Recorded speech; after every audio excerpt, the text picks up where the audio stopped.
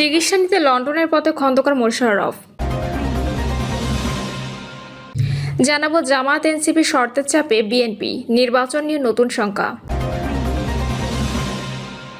এবং সর্বশেষ জানাবো উপদেষ্টা ফরিদা আক্তার ভুল কথা বলেছেন বলছে প্রেস সচিব।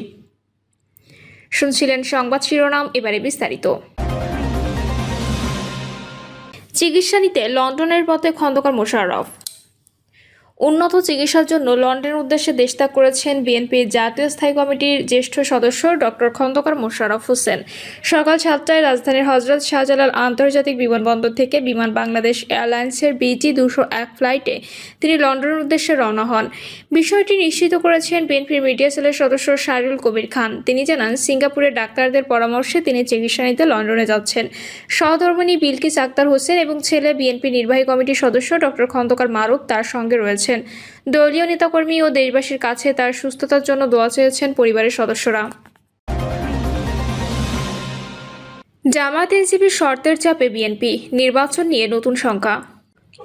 2026 সালের ফেব্রুয়ারিতে নির্বাচনের ক্ষেত্রে বিভিন্ন শর্ত দিয়ে আন্দোলনে নামার হুমকি দিচ্ছে জামায়াত ইসলামী ও এনসিপি। যখন অন্তর্বর্তী সরকারের পক্ষ থেকে ভোটের সুনির্দিষ্ট সময় ঘোষণা দিয়ে সেই লক্ষ্যে প্রস্তুতি নেওয়ার কথা বলা হয়েছে, তখনও সেই নির্বাচন নিয়ে সন্দেহ, সংশয় এবং অনেক প্রশ্ন রয়েছে। কারণ সংস্কার প্রস্তাবে জুলাই সনদ বাস্তবায়নের পদ্ধতি সহ বিভিন্ন ইস্যুতে শর্ত নিয়ে জামায়াত, এনসিপি এবং এখন বিএনপির পাল্টা ও বিপরীত অবস্থান নিয়েছেন। এমন প্রেক্ষাপটে রাজনৈতিক দলগুলোর মতপার্থক্য, বিভক্তি বাড়ছে। বিবিসি বাংলা এক প্রতিবেদনে এসব তথ্য তুলে ধরা হয়েছে। প্রতিবেদন অনুযায়ী জামায়াত ও এনসিপি নেতারা বলছেন, সংস্কার ও ক্ষমতাচ্যুত আওয়ামী লীগ নেতাদের বিচারের বিষয়ে পাশ কাটিয়ে একটি সাজানো নির্বাচন করা হচ্ছে। প্রশ্ন উঠছে, জামায়াত ও এনসিপি এখন যেসব শর্ত সামনে এনে আন্দোলনে নামার কথা বলছে, তারা তাদের শর্ত বা দাবি আদায়ে কতদূর যেতে পারে? তারা কি নির্বাচন বর্জনের মতো অবস্থানে যেতে পারে? এই দলগুলোর শর্ত বিএনপিকে কী ধরনের চাপে ফেলতে পারে? এমন প্রশ্ন চলছে নানা আলোচনা। নির্বাচনের সময় নিয়ে বিএনপির সঙ্গে জামায়াত ও এনসিপির মতপার্থক্য ছিল শুরু থেকেই। বিএনপি দ্রুত নির্বাচন দাবি করে আসছিল, কিন্তু অন্তর্বর্তী সরকারের প্রধান উপদেষ্টা অধ্যাপক মোহাম্মদ ইউনূস ডিসেম্বর থেকে জুনের মধ্যে নির্বাচন করার কথা বলে আসছিলেন। সে সময় নির্বাচন প্রশ্নে সরকারের সঙ্গে বিএনপির সম্পর্কে টানাপোড়েন তৈরি হয়েছিল।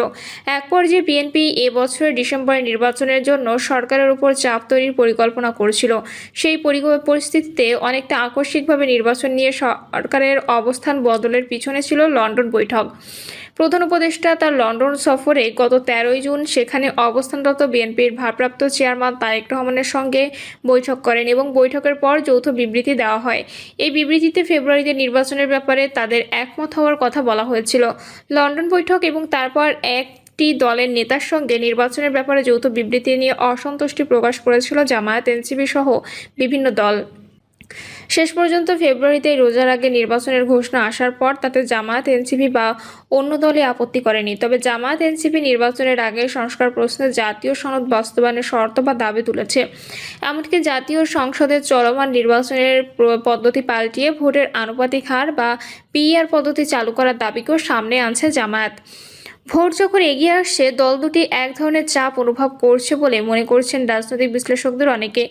এর ব্যাখ্যায় তারা বলেছেন, আওয়ামী লীগের শাসনের পতনের গণঅভ্যুত্থানে ছাত্র নেতৃত্বের দল হিসেবে জাতীয় নাগরিক পার্টি বা এনসিপির প্রভাব রয়েছে অন্তর্বর্তী সরকারের উপর এবং রাজনীতিতে।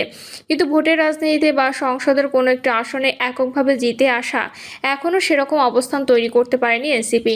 এই বাস্তবতা এখন নির্বাচনে নিতে হচ্ছে দলটিকে।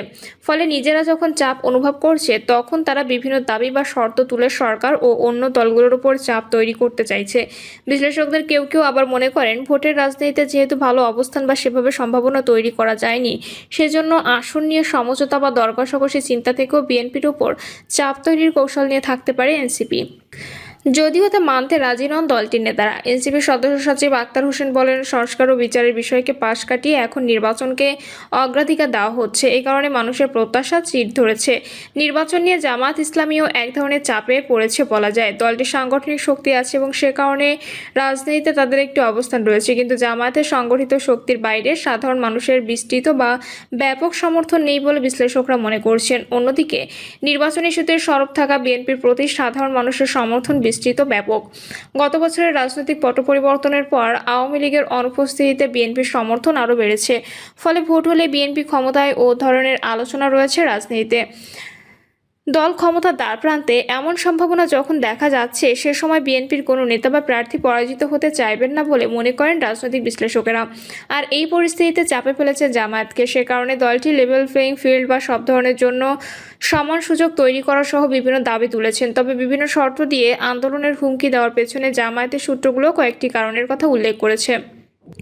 এর মধ্যে প্রথমত, বিএনপি ভারপ্রাপ্ত চেয়ারম্যান তারেক রহমানের সঙ্গে প্রধান উপদেষ্টা লন্ডন বৈঠক ও যৌথ বিবৃতি দেওয়ার বিষয়কে জামায়াত মেনে নিতে পারেনি, কারণ এর মাধ্যমে একটি দলের পক্ষে সরকার প্রধানের পক্ষ থেকে বার্তা দেওয়া হয়েছে বলে মনে করছে তারা। সেই লন্ডন বৈঠকের সিদ্ধান্তের ধারাবাহিকতায় শেষ পর্যন্ত ফেব্রুয়ারিতে নির্বাচন ঘোষণা করা হয়েছে। নির্বাচনের এই সময় ঠিক করা এবং তা ঘোষণা করার ক্ষেত্রে অন্য রাজনৈতিক দলগুলোর সঙ্গে আলোচনা করা হয়নি, এ নিয়েও ক্ষোভ রয়েছে জামায়াতের। এছাড়া আওয়ামী লীগের শাসনের পতনের বছর পূর্তিতে গত 5ই আগস্ট ঢাকায় মানিক মিয়া অ্যাভিনিউতে সমাবেশ থেকে প্রধান উপদেষ্টা জুলাই ঘোষণাপত্র পাঠ করেছেন। সেদিনই রাতে তিনি বেতার টেলিভিশনের মাধ্যমে জাতির উদ্দেশ্যে দেওয়া ভাষণে ফেব্রুয়ারিতে নির্বাচনের ঘোষণা দিয়েছেন। 5ই আগস্টের নির্বাচনের ঘোষণা দিয়েও প্রশ্ন রয়েছে জামায়াতের। দলটি মনে করে জুলাই ঘোষণাপত্র দেওয়ায় একই দিনে নির্বাচনের সময় ঘোষণার পেছনে কোনো পক্ষের চাপ থাকতে পারে। ঘটনাগুলোর ধারাবাহিকতা উল্লেখ করে জামায়াত নেতারা বলছেন, একটি ডিজাইনড বা সাজানো নির্বাচন করার চেষ্টা করা হচ্ছে। এই ধরনের চিন্তার কারণ হিসেবে দলটি বেশ কিছু বিষয় ও অভিযোগ সামনে আনছে। তাদের বড় অভিযোগ হচ্ছে, তারেক রহমানের সঙ্গে প্রধান উপদেষ্টা লন্ডন বৈঠকের পর থেকেই সারা দেশে প্রশাসন বিএনপির প্রতি দুর্বলতা দেখাচ্ছে। প্রশাসন বিএনপি দিকে ঝুঁকে পড়ছে, ফলে অন্য দলগুলোর জন্য লেভেল প্লেইং ফিল্ড থাকছে না। জামায়াত ও এনসিপি তাদের শর্ত বা দাবির ব্যাপারে বিভিন্ন যুক্তি দিচ্ছে, কিন্তু জামায়াতের অবস্থান বোঝা খুব কঠিন বলে মনে করেন ঢাকা বিশ্ববিদ্যালয়ের সাবেক অধ্যাপক মাহবুবুল্লাহ। তিনি বলেন, দল দুটোর এমন অবস্থান বিএনপির ওপর চাপ তৈরির কৌশল হতে পারে। সেখানে নির্বাচনের আসনের ব্যাপারে দর কষাকষির বিষয় থাকতে পারে। রাজনৈতিক বিশ্লেষকদের অনেকে এও বলছেন, তাদের এ ধরনের অবস্থানের কারণে নির্বাচন নিয়ে সন্দেহ, সংশয় বা অনিশ্চয়তা আরও বাড়তে পারে। AB party chairman Mujibur Rahman Manju মনে করেন, রাজনৈতিক দলগুলোর মাঝে বিভিন্ন বিষয়ে বিভেদের কারণে আগামী নির্বাচন সংঘাতপূর্ণ হতে পারে। তিনি এও বলেন, আওয়ামী লীগ সেক্ষেত্রে সুযোগ নেবে এবং তারাও নির্বাচনকে প্রশ্নবিদ্ধ করার সব ধরনের চেষ্টা করবে। সেজন্য আমি মনে করি, গণঅভ্যুত্থানের সকল পক্ষ 2018 মডেলের একটি জোট করলে এই আশঙ্কা দূর করা সম্ভব হবে। শর্ত বা দাবিগুলো কি? জামায়াত ও এনসিপির কমন দাবি হচ্ছে, সংবিধান সহ বিভিন্ন ক্ষেত্রে সংস্কারের প্রস্তাব নিয়ে দলগুলোর সঙ্গে আলোচনা করে জাতীয় ঐকমত্য কমিশন যে জুলাই সনদ তৈরি করছে, সেই সনদ বাস্তবায়নের আইনগত ভিত্তি দিতে হবে এবং সনদ বাস্তবায়ন করে তার ভিত্তিতে নির্বাচনে যেতে হবে। এখানে বিএনপির অবস্থান কিন্তু ভিন্ন। তারা চায় নির্বাচন সম্পর্কিত বিষয়গুলো ছাড়া সংবিধান সহ অন্য বিষয় সংস্কার নির্বাচিত সংসদ করবে। প্রধান উপদেষ্টার ঘোষিত জুলাই ঘোষণাপত্র সনদ বাস্তবায়নের দায়িত্ব নির্বাচিত সংসদকে দেওয়া হয়েছে। আর এতে আপত্তি জামায়াত ও এনসিপির। তারা লেভেল প্লেইং ফিল্ড বা নির্বাচনের আগে এখন থেকে সব দলের জন্য সমান সুযোগ সৃষ্টির দাবি তুলেছে। উচ্চকক্ষ নিম্নকক্ষ সংসদের উভয় কক্ষে ভোটের আনুপাতিক হার বা পিআর পদ্ধতিতে নির্বাচনের দাবিকে আবারও জোরালোভাবে সামনে এনেছে জামায়াত। এসব দাবিতে তাদের সঙ্গে ইসলামী আন্দোলন সহ ইসলামপন্থী বিভিন্ন দলও রয়েছে। এই দলগুলো রাজপথে আন্দোলন কর্মসূচি দেওয়ার কথা বলছে, তবে বিএনপি শুরু থেকে পিআর পদ্ধতিরও বিপক্ষে অবস্থান নিয়েছে। দলটির নেতারা বলছেন, জাতীয় ঐকমত্য কমিশনের বৈঠকগুলোতে একটিমাত্র দল ইসলামী আন্দোলন পিআর পদ্ধতির কথা বলেছিল। এছাড়া এটি আলোচ্যসূচিতেও ছিল না। এখন ওই দাবি আবার সামনে আনায় এর উদ্দেশ্য নিয়ে প্রশ্ন তুলছেন বিএনপি নেতারা। বিভিন্ন শর্ত তুলে আন্দোলনের হুমকি দেওয়ার বিষয়কে নির্বাচন ভণ্ডুল করার কৌশল বলেও অভিযোগ করা হচ্ছে। তবে জামায়াতের নায়েবে আমির ডক্টর সৈয়দ আব্দুল্লাহ মোহাম্মদ তাহের বলেন, অবাধ ও সুষ্ঠু নির্বাচনের জন্য সংস্কার সনদ আগে বাস্তবায়ন করতে হবে।